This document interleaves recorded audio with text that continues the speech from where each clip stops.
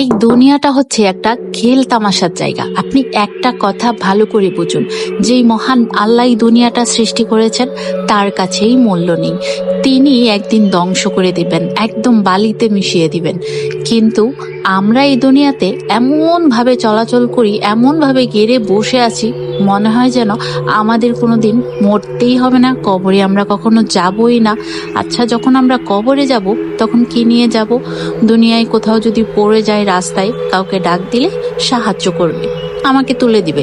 কিন্তু যখন আমি কবরে যাব তখন কে সাহায্য করবে আমাকে? দুনিয়াতে একদিন কাউকে একটু সাহায্য না করে দেখুন না, পরের দিন আপনাকে ভুলে যাবে। আর মরার পরে হাত তোলার কথা মনেই থাকবে না।